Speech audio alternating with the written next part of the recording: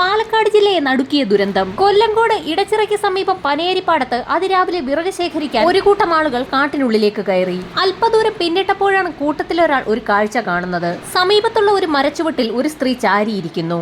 അതിരാവിലെ തന്നെ കാട്ടിനുള്ളിൽ ഒരു സ്ത്രീ എന്തുകൊണ്ടായിരിക്കാം മരച്ചുവടിനുള്ളിൽ ചാരിയിരിക്കുന്നതെന്ന് കരുതി ആളുകൾ ആ മരത്തിനടുത്തേക്ക് ഓടിയെത്തി.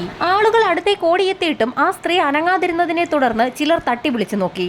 അപ്പോഴാണ് നടുക്കുന്ന ഒരു കാര്യം വ്യക്തമായത്.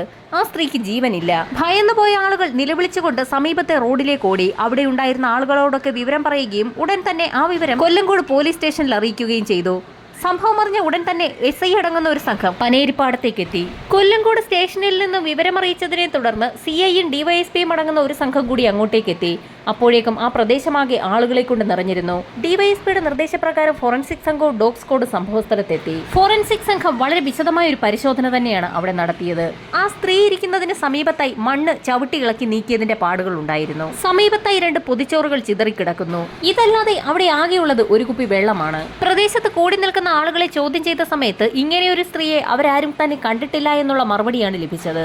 ഫോറൻസിക് സംഘത്തിന്റെ പരിശോധനയിൽ ആ സ്ത്രീയുടെ കഴുത്തിൽ കറുത്ത പാടുകൾ കണ്ടെത്തി.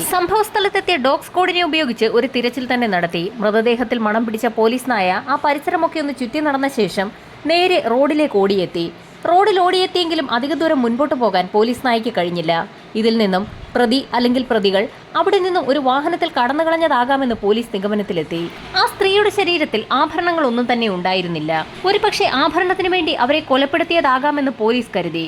എങ്കിൽ പോലും പരിചയമില്ലാത്ത ഒരാൾക്കൊപ്പം ആ കാടിനുള്ളിലേക്ക് ഒരു സ്ത്രീ വരാൻ സാധ്യത വളരെ കുറവാണെന്ന് പോലീസ് സംശയിച്ചു. സാധാരണഗതിയിൽ അധികം ആളുകളൊന്നും പോകാത്ത ഒരു സ്ഥലത്താണ് ആ സ്ത്രീയുടെ ബോഡി കണ്ടെത്തിയിരിക്കുന്നത്.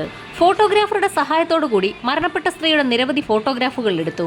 ശേഷം ആ ഫോട്ടോസുമായി ഒരു സംഘം പോലീസുകാർ കൊല്ലങ്കോട് ടൗണിലേക്ക് എത്തി. പ്രദേശത്തെ വീടുകളിലും കടകളിലും ഓട്ടോ സ്റ്റാൻഡുകളിലും ബസ് സ്റ്റാൻഡുകളിലും ഒക്കെ കയറി ഇറങ്ങി തന്നെ കൊല്ലപ്പെട്ട സ്ത്രീയുടെ ഫോട്ടോ കാണിച്ച് ഒരു അന്വേഷണം നടത്തി.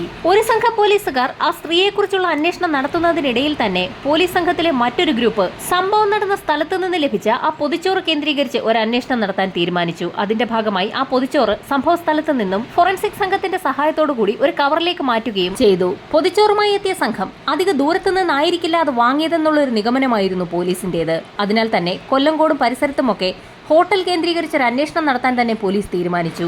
ഏത് ഹോട്ടലിൽ നിന്ന് ആരാണ് ആ പൊതിച്ചോറ് വാങ്ങിയതെന്ന് മനസ്സിലാക്കാൻ കഴിഞ്ഞാൽ വേഗം പ്രതിയിലേക്ക് അല്ലെങ്കിൽ പ്രതികളിലേക്ക് എത്താൻ കഴിയുമെന്ന് പോലീസ് വിലയിരുത്തി. കൊല്ലങ്കോടും പരിസര പ്രദേശങ്ങളിലുമുള്ള എല്ലാ ഹോട്ടലുകളിലും പോലീസ് സംഘം കയറിയിറങ്ങി പൊതിച്ചോറിനെ കുറിച്ച് അന്വേഷിച്ചു. ഇതേസമയം പോലീസിന്റെ ഒരു സംഘം ഫോട്ടോ കാണിച്ച് ആ സ്ത്രീയെക്കുറിച്ചുള്ള വിവരം തിരക്കുന്നതിന്റെ തിരക്കിലായിരുന്നു. മണിക്കൂറുകൾ പിന്നിട്ടിട്ടും ആ സ്ത്രീയെക്കുറിച്ച് യാതൊരു വിവരവും പോലീസിന് ലഭിച്ചില്ല. ഇതേസമയം തന്നെ ഹോട്ടൽ കേന്ദ്രീകരിച്ചുള്ള അന്വേഷണം നടത്തുന്ന പോലീസ് സംഘത്തിന് നിർണായകമായ ഒരു വിവരം ലഭിച്ചു.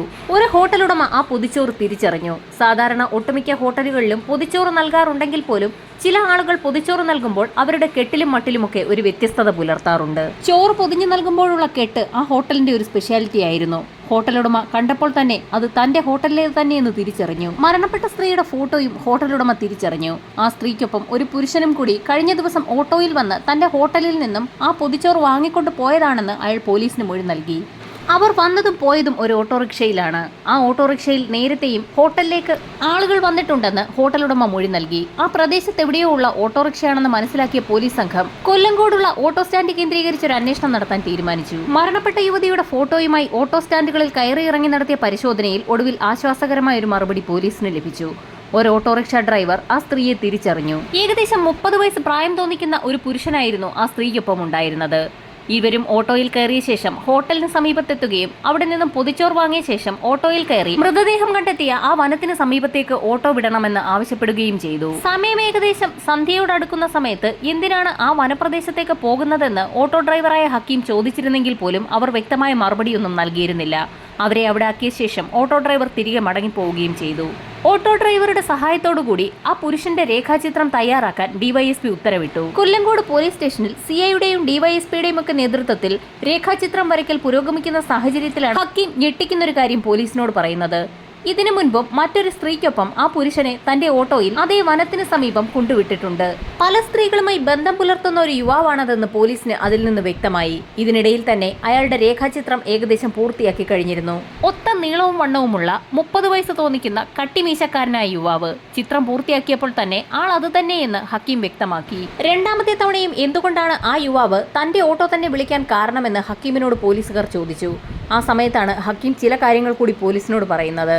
ആദ്യത്തെ തവണ ഒരു യുവതിയുമായി അയാൾ ഓട്ടോയിൽ കയറിയ സമയത്ത് തന്നെ ഓട്ടോ ഡ്രൈവറായ ഹക്കീമിന്റെ മൊബൈൽ നമ്പർ ചോദിച്ചു വാങ്ങിയിരുന്നു. പിന്നീട് ആ യുവാവ് കൊല്ലങ്കോട് ടൗണിൽ എത്തുമ്പോഴൊക്കെ ഹക്കീമിന്റെ ഓട്ടോയാണ് വിളിക്കാറുള്ളത്. പലപ്പോഴും പല യുവതികളുമായും കൊല്ലങ്കോട് ഭാഗത്തെത്തുന്ന ആ യുവാവ് ഹക്കീമിന്റെ ഓട്ടോ വിളിച്ച് ആ കാടിന് സമീപത്തേക്ക് പോകുന്നത് പതിവായിരുന്നു. അത് അയാളുടെ സ്ഥിരം പരിപാടിയായതിനാൽ തന്നെ അതിനെക്കുറിച്ച് കൂടുതലൊന്നും ഓട്ടോ ഡ്രൈവർ ചോദിച്ചിരുന്നില്ല. ഇത്രയും വിവരങ്ങൾ ഹക്കീമിൽ നിന്ന് മനസ്സിലാക്കിയ പോലീസ് സംഘം അയാളുടെ മൊബൈലിൽ നിന്നും ആ ചെറുപ്പക്കാരന്റെ നമ്പർ എടുക്കുകയും സൈബർ സെല്ലിന് മൊബൈൽ ഫോൺ കേന്ദ്രീകരിച്ച് ഒരു അന്വേഷണം നടത്തുന്നതിനായി നിർദ്ദേശം നൽകുകയും ചെയ്തു. മൊബൈൽ ഫോൺ കേന്ദ്രീകരിച്ച് നടത്തിയ അന്വേഷണത്തിൽ പാലക്കാട് ചിറ്റൂരിലെ പാലത്തുള്ളി എന്നയിടത്ത് ആ മൊബൈൽ ആക്റ്റീവാണെന്ന് കണ്ടെത്തി. ഓട്ടോ ഡ്രൈവറായ ഹക്കീമുമായി പോലീസ് സംഘം പാലത്തുള്ളിയിലേക്ക് തിരിച്ചു. ചിറ്റൂരിലെത്തി സമീപ പ്രദേശങ്ങളിലെ കടകളിലൊക്കെ രേഖാചിത്രം പോലീസ് കാണിച്ചു. ആ സമയത്ത് തന്നെ ആ ചിത്രത്തിലുള്ള വ്യക്തിയെ പല ആളുകളും തിരിച്ചറിഞ്ഞു. രേഖാചിത്രത്തിലുള്ളത് സുരേന്ദ്രൻ എന്ന സുധിയാണെന്നായിരുന്നു എല്ലാവരുടെയും മറുപടി. സുധിയെ തിരിച്ചറിഞ്ഞ ചില വ്യക്തികളെ കൂടി കൂടെ കൂട്ടി പോലീസ് സംഘം സുധിയുടെ വീട്ടിലേക്ക് എത്തി. CI സുനിൽകുമാർ സംഘവും സുധിയുടെ വീട് വളഞ്ഞു. ശേഷം നാട്ടുകാരിൽ ഒരാളെ കൊണ്ട് സുധിയുടെ വീടിന്റെ കതകിൽ തട്ടി വിളിപ്പിക്കുകയും സുധിയുടെ വീടിന്റെ കോളിംഗ് ബെൽ അടിപ്പിച്ചു. വാതിൽ തുറന്ന് പുറത്തേക്കിറങ്ങി വന്നത് സാക്ഷാൽ സുധി തന്നെയായിരുന്നു. പുറത്തേക്കിറങ്ങിയ സുധിയെ വീട് വളഞ്ഞു നിന്ന പോലീസ് സംഘം കൈയോടെ തന്നെ പിടികൂടി. സുധിയെ കസ്റ്റഡിയിലെടുത്ത പോലീസ് സംഘം കൊല്ലങ്കോട് സ്റ്റേഷനിലെത്തി ചോദ്യം ചെയ്യൽ ആരംഭിച്ചു. കൊല്ലപ്പെട്ട സ്ത്രീയുടെ ഫോട്ടോ കാണിച്ചെങ്കിലും അവരെ തനിക്ക് അറിയില്ല എന്നായിരുന്നു സുധിയുടെ ആദ്യത്തെ മറുപടി. പോലീസിന്റെ കർക്കശമായ ചോദ്യം ചെയ്യലിനൊടുവിൽ പല കഥകളും സുധിക്ക് പറയേണ്ടി വന്നു. ഉത്തമി എന്നാണ് ആ യുവതിയുടെ പേര്. അവർ പൊള്ളാച്ചിക്കാരിയാണ്. അവിടെയുള്ള കമ്പളംപെട്ടിയിലെ കൃഷ്ണസ്വാമിയുടെ ഭാര്യയായിരുന്നു ആ സ്ത്രീ. പൊള്ളാച്ചിക്കാരിയായ ഉത്തമി കൊല്ലങ്കോട് സുധിക്കൊപ്പം എങ്ങനെ എത്തിയെന്നായിരുന്നു പോലീസിന്റെ അടുത്ത ചോദ്യം. പല ആവശ്യങ്ങൾക്കുമായി സുധി പൊള്ളാച്ചിയിലേക്ക് പോകാറുണ്ടായിരുന്നു. അവിടെ വെച്ചായിരുന്നു ഉത്തമിയെ കണ്ടതും പരിചയപ്പെട്ടതും അടുപ്പത്തിലായതും. അങ്ങനെ ഉത്തമിക്കൊപ്പം പലയിടങ്ങളിലും കറങ്ങുന്നത് പതിവായിരുന്നു. ആ സ്ത്രീയുടെ കൈവശം ധാരാളം സ്വർണവും പണവും ഉണ്ടെന്ന് മനസ്സിലാക്കിയായിരുന്നു സുധി അവർക്കൊപ്പം കൂടിയത്. എന്നാൽ അവൻ ഉദ്ദേശിച്ച പണമൊന്നും ആ സ്ത്രീ അവന് നൽകിയില്ല. ഒരു രക്ഷയുമില്ലാതെ വന്നപ്പോൾ അവരുടെ ആഭരണം പണയം വെക്കാൻ സുധി ചോദിച്ചിരുന്നു. എന്നാൽ അതും ഉത്തമി നൽകിയില്ല.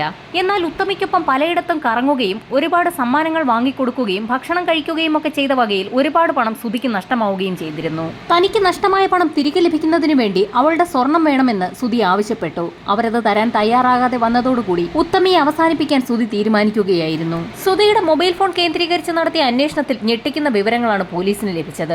പല ദിവസങ്ങളിലും രാത്രിയിൽ മണിക്കൂറുകളോളം സുധിയും ഉത്തമിയും തമ്മിൽ വിളിച്ചിട്ടുണ്ട്. അതുമാത്രവുമല്ല, ഉത്തമിയെ പോലെയുള്ള നിരവധി സ്ത്രീകളുമായി സുധിക്ക് ബന്ധമുണ്ടെന്നും അവരെയൊക്കെ വിളിക്കാറുണ്ടെന്നും പോലീസ് കണ്ടെത്തി. സംഭവ സ്ഥലത്ത് നിന്നും ഉത്തമയുടെ മൊബൈൽ ഫോൺ കണ്ടുകിട്ടാത്ത സാഹചര്യത്തിൽ അതിനെക്കുറിച്ചും പോലീസ് അന്വേഷണം നടത്തി. കൊല്ലങ്കോട് സമീപത്തുള്ള ഒരു കുളത്തിലേക്ക് ആ മൊബൈൽ ഫോൺ സുധി തന്നെ വലിച്ചെറിഞ്ഞു എന്ന് അയാൾ പോലീസിന് മൊഴി നൽകി. അതനുസരിച്ച് സുധിയുമായി തെളിവെടുപ്പിന് ആ കുളത്തിന് സമീപത്തേക്ക് പോലീസ് എത്തി. മുങ്ങൽ വിദഗ്ധരുടെ സഹായത്തോടു കൂടി തന്നെ കുളത്തിൽ നിന്നും ഉത്തമയുടെ മൊബൈൽ ഫോൺ കണ്ടെത്തി. ഉത്തമയുടെ ശരീരത്തിലുണ്ടായിരുന്ന സ്വർണം എന്ത് ചെയ്തു എന്നുള്ള ചോദ്യത്തിനും സുധി വ്യക്തമായ മറുപടി തന്നെ നൽകി. അവളുടെ ശരീരത്തിലുണ്ടായിരുന്ന സ്വർണമൊക്കെ അവളെ കഴുത്തിഞ്ഞഴുക്കി കൊലപ്പെടുത്തിയ ശേഷം സുധി അഴിച്ചെടുത്തിരുന്നു. അതിൽ പകുതി വിൽക്കുകയും ബാക്കി പകുതി തന്റെ ഒരു സുഹൃത്തായ യുവതിക്ക് നൽകുകയും ചെയ്തു. ഇതിനോടകം തന്നെ സുധിയുടെ കോൾ ഡേറ്റ പരിശോധിച്ച പോലീസ് സംഘത്തിന് ഒരു വൻ ശേഖരമാണ് കണ്ടെത്താനായത്. അനവധി സ്ത്രീകളുമായാണ് സുധിക്ക് ബന്ധമുള്ളത്.